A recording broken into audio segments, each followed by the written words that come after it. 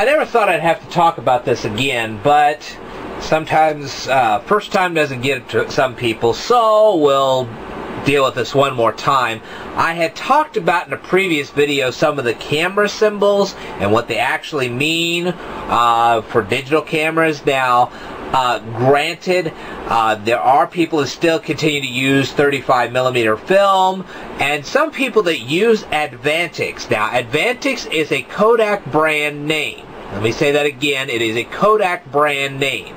So, if Advantix is a Kodak brand name, then the film that's inside is not Advantix film. It is actually called the Advanced Photo System. And believe it or not, this film is still in existence. Advanced Photo System. Okay, and that's what it means right there.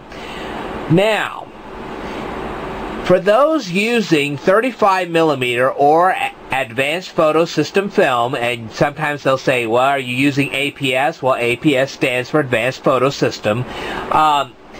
If your camera for some reason doesn't automatically rewind your film after taking all your pictures, then they have a little button, and directly above that button will be this symbol right here. You'll see three little arrows. You'll see a piece of line here, which would represent your film, and this circle here, which would represent your canister. Okay? So, what that's saying is that if your camera does not automatically rewind, you press that button, and it will rewind the film back into its canister. The one thing you want to keep in mind, though, is that even after you push that button and you hear it rewinding back in the camera, maybe it rewound and maybe it did not. One of the bad things about 35mm and APS film is that when you have a camera like that that doesn't automatically rewind, there may be a malfunction. It may not be rewinding it at all.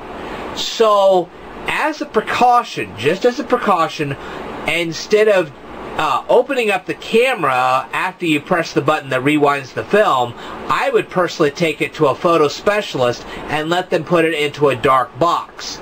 Okay, these photo specialists, they have dark boxes. You can go, there are plenty of drugstores out there and plenty of other retail outlets that have photo specialists on hand, and what they can do is they can put your camera in a special dark box, open it up, rewind the film, and that way nothing gets exposed. It's rare that that kind of thing happens, but it does happen, and you need to really count on your photo specialist to take care of that for you. Okay? Now, if you have a completely darkened room where there is absolutely no light whatsoever, once you shut the door and you're all by yourself, go into that dark room, make sure there's absolutely no light, open up the camera, and if it still has a rewound after pressing the rewind button, rewind it yourself. But make sure you never expose that film to light, because the very second you do, it's ruined. Film is light sensitive. The end. I'm not going to kid you on this, it is. And if you expose it to light in any way, shape, or form, you're pretty much a sunk monkey. Okay. Now, for digital cameras, you're going to have a couple of buttons.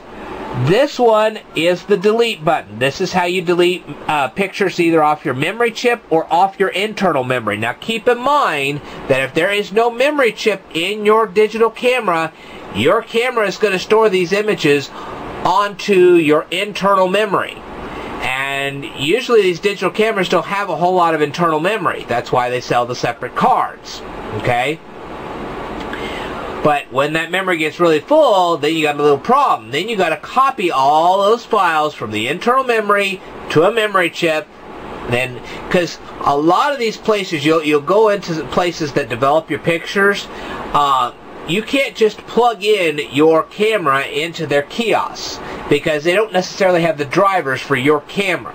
Okay, so that's kind of a bad idea. That's why they have the chips. All right. Keep in mind that a lot of these digital kiosks only accept the JPEG file format, which I discussed in a previous video. So that's something for you to keep in mind. And so it's best that you keep a memory chip inside your digital camera at all times and make sure that the pictures are transferring onto that chip rather than into your internal memory. And if you think your camera is storing pictures into internal memory rather than on your memory chip, make a video about it. Let me see what kind of menus you've got on your camera, and I'll try to decipher that for you and see if we can't get that all fixed up. Alright, final symbol I'm going to show here. This is the flash symbol. Anytime you see the lightning bolt, that is the flash symbol. You can suppress the flash, you can have it reduce red eye, so on and so forth. Usually on a digital camera, I would set it for auto unless you're dealing with fluorescent lighting. And if you're dealing with fluorescent lighting, you may want to experiment a little bit with your digital camera. Go into a fluorescent lit room while there is no activity or whatever. Experiment with it. See what the pictures are turning out to be. That way you don't ruin a good picture later on. Get to know your camera, and if you can't get to know your camera, make a video about it. Let me know, and I'll see what I can do to decipher that stuff for you. Alright? Anyway, that's pretty much the basics on 35mm APS and, of course, digital cameras. If you have any further questions, you can leave me a comment or a video response. I'll be happy to listen to it. I will tell you more in a future video, so stay tuned.